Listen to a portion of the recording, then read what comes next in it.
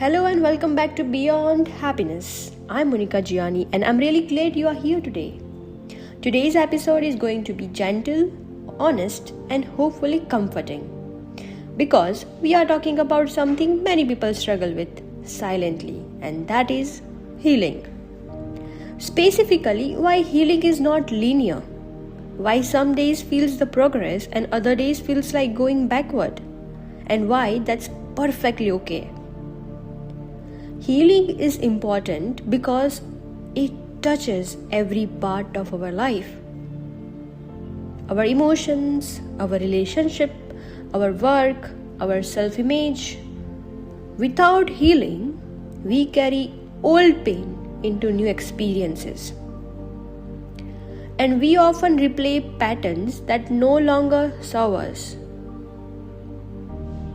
Healing allows us to live with more ease, more clarity, and more connection with ourselves and other people. So, what does it mean that healing is not linear? When we think about healing, we often imagine it as a strange path. Step 1, step 2, step 3, and boom, we are fixed. But in reality, healing is messy. Some days you will feel lighter, more peaceful, and other days something small, a memory, a comment, a song will trigger your emotions, your thought you had processed. And suddenly, it feels like you are back at the beginning. And this is totally normal. It's a sign that your mind and body are working through layers of experience, not that you are failing. Think of it like walking up a mountain with a lot of curves. Sometimes you feel like you are standing still, and sometimes you feel like you are sliding back. But over time, you are still moving forward, even if it doesn't feel like linear. So, why am I talking about healing? Because healing is the first step to find the peace. We talked about last 7 episodes about how we are not aligned with our mind, body, and soul. But today, we are programming our subconscious mind to how to heal ourselves and how to align our mind, body, and soul by daily life practices. It could be any practices like breathing, gratitude, like being kind to yourself and just relaxed and rest for yourself. It could be any single thing. There are also chapters in the past episodes we talked about forgiveness, compassionate to yourself and other people, to feel empathy, to be vulnerable, and to be kind. So healing is most important part of every single person's life because we all at the same time felt something that triggered us. A one sentence, a comment, a reaction from any single person or situation or environment or parents. Anyone, it could be anyone.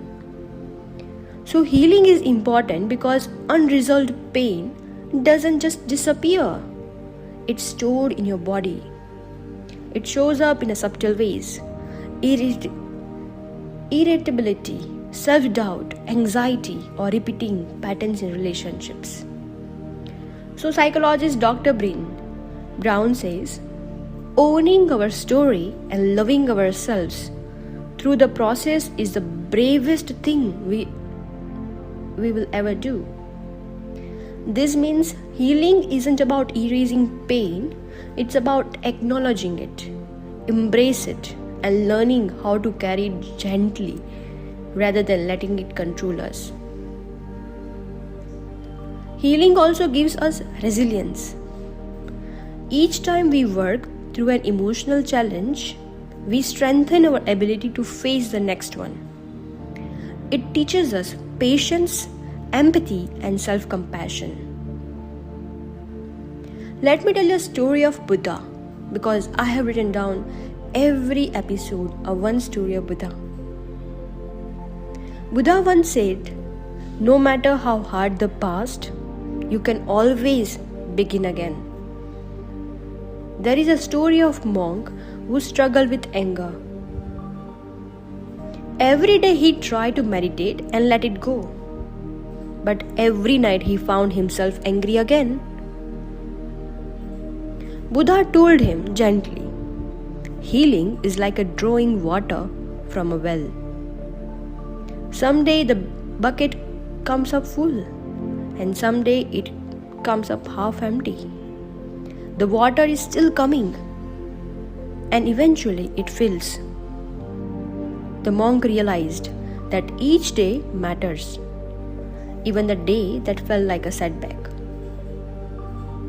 A neuroscience also supports these things. Our brain are a plastic, which means they can rewire themselves with a practice, reflection, and care. But rewiring is not instant. Old neuron pathway, patterns of thought, habit, or emotional reaction take time to change. It means there is a book called Power of Subconscious Mind by Dr. Joseph Murphy. He said, when you rewire your subconscious mind, you rewire your lifestyle too. And how can you rewire your own programming? The first step is start healing.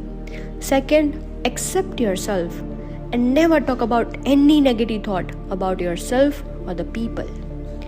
In every area of life, maybe relationship, love, career, finance, parenting, childhood, nothing.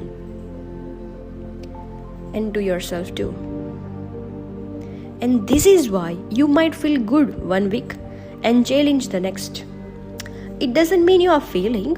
It's literally your brain adapting and rewiring and healing. Psychology also shows that setbacks are a part of recovery. In therapy, for trauma, for example, researchers have observed that progress often looks like a spiral, not a straight line. One day a person feels strong and the next day they feel fragile. Over time, though, the overall trajectory is upward. Imagine someone recovering from heartbreak. It could be a friend, it could be you, it could be anyone. When someone rejects your proposal, how do you feel? One week they feel capable, confident, and even excited about life.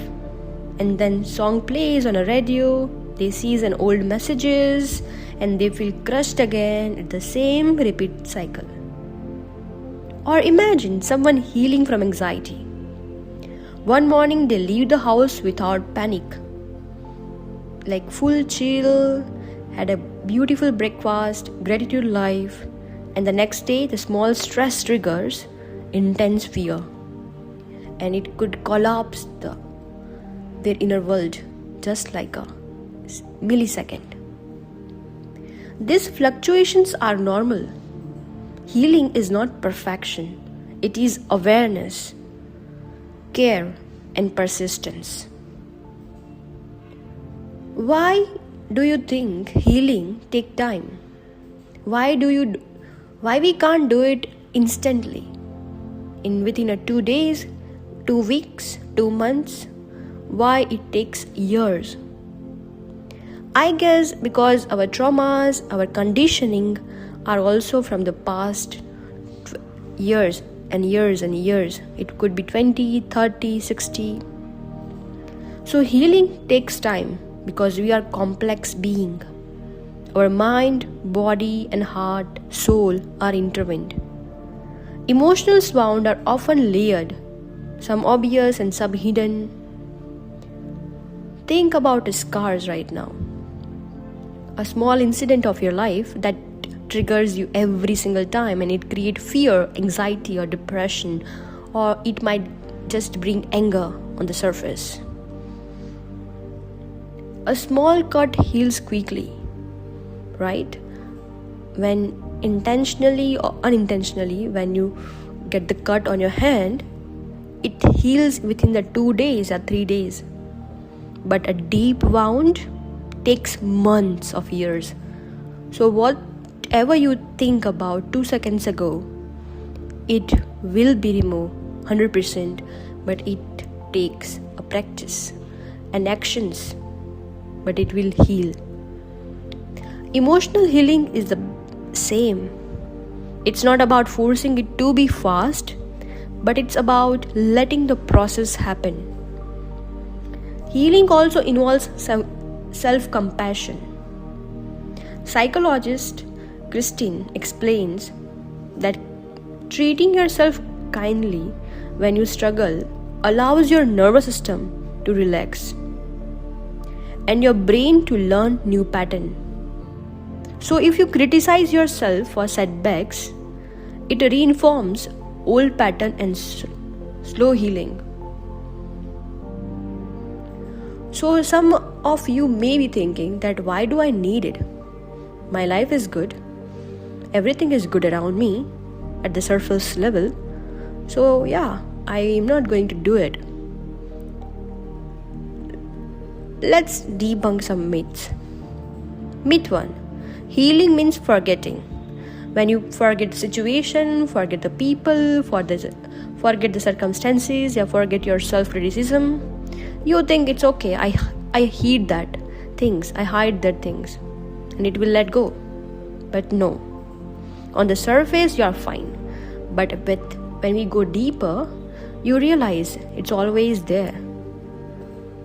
Healing means integrating experiences into your life without letting them control you. Myth 2. Healing is permanent. False. Life is ongoing. Healing is a practice, not a destination. If you are healed, then it's all temporary. Myth 3. If you are in a trauma, depression, or anxiety, if you have this, then only healing is needed. A common person or common man don't need healing. That's wrong. That's a myth. Every day, every person, emotional intelligence is always active.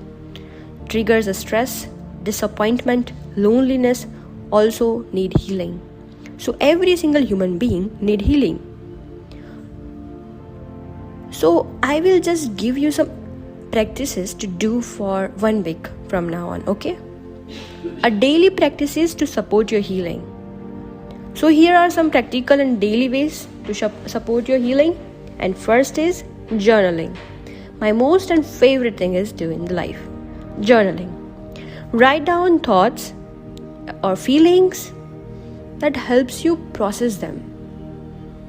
Journaling is like something you can't explain to the people, but you want to understand yourself more better. Then we are all living in a different cycles. We just wanted everything in 1 second. So try to calm yourself down by breathing. Whenever stress happens, just relax and breathe. Just relax and breathe. And tell yourself, it's okay. Practice this intentionally. Set a breathing. When you inner attentions get this, practice this for 5 to 6 times a day to breathe. If you are sitting or standing or walking, just breathe. Breathe for only 5 to 6 times a day. It will reprogram your subconscious mind to a new lifestyle. Your nervous system is also setting up in a new way. So whenever stress happens, your nervous system will analyze, okay, I just need breathing. Because even 5 minutes of conscious breathing calms your nervous system. And third is gentle talk. Self-gentle talk. People are everywhere, but at the same time we all feel alone. So Notice when you criticize yourself and try to reframe. I am learning, I am growing, I am safe here, this is my space. Talk to yourself for 5 minutes every single day. At starting, you won't talk anything. You just sit in the silence with yourself. Then days pass and something inside of you will speak. Hey there, how are you? And how is it life going?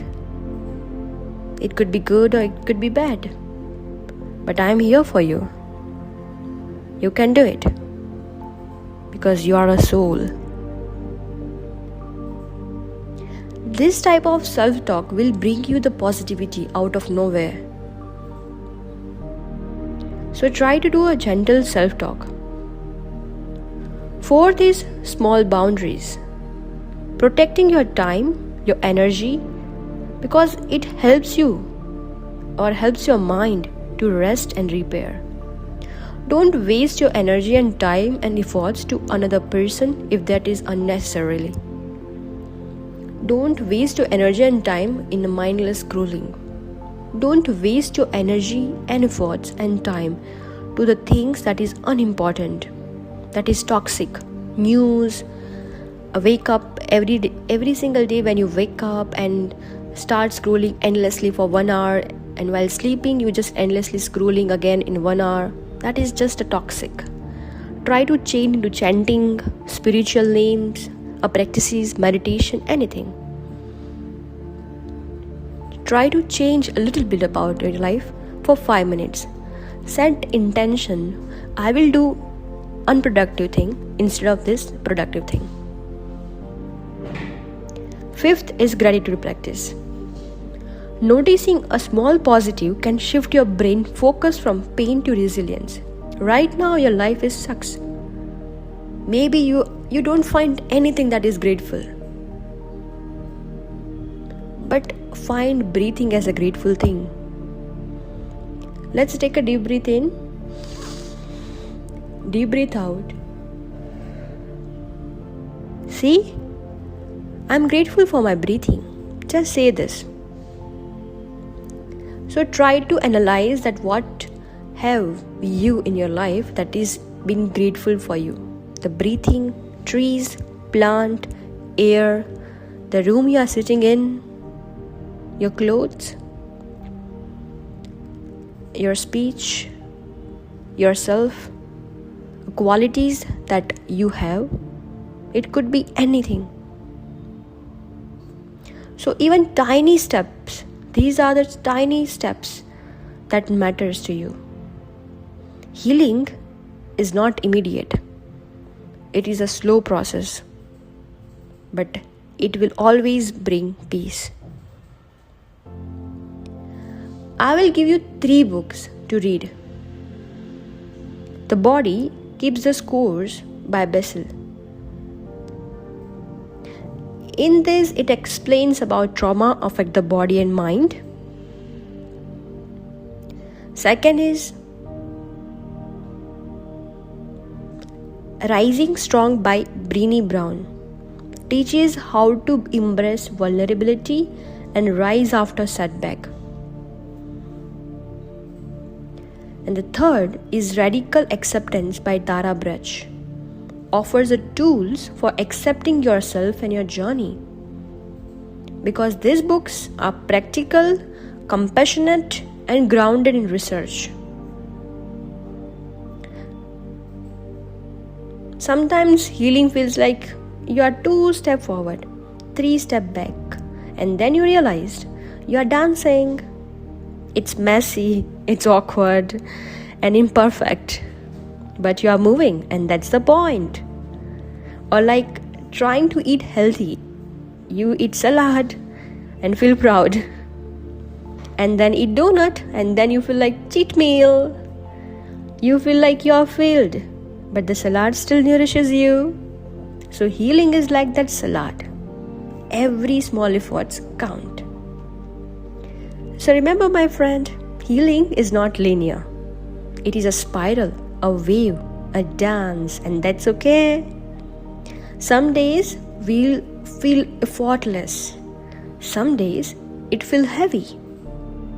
And over time, though, you notice strength, clarity, and resilience growing within you. Remember, you are not behind, you are not broken, you are on a journey, and every step forward or backward matters. Be patient, be kind, and trust the process. Thank you so much for listening to this episode far now on the Beyond Happiness channel. Healing is personal, ongoing, and deeply important. It allows you to live fully, love fully, and be fully. If these episodes help you even little, please share it with someone and follow the channel or leave a review. It helps this message reach people who needs it. I'm Monica, a writer and someone who believes that healing begins with a patience, awareness, and self-compassion. Until next time, take care of yourself gently, deeply, and without judgment.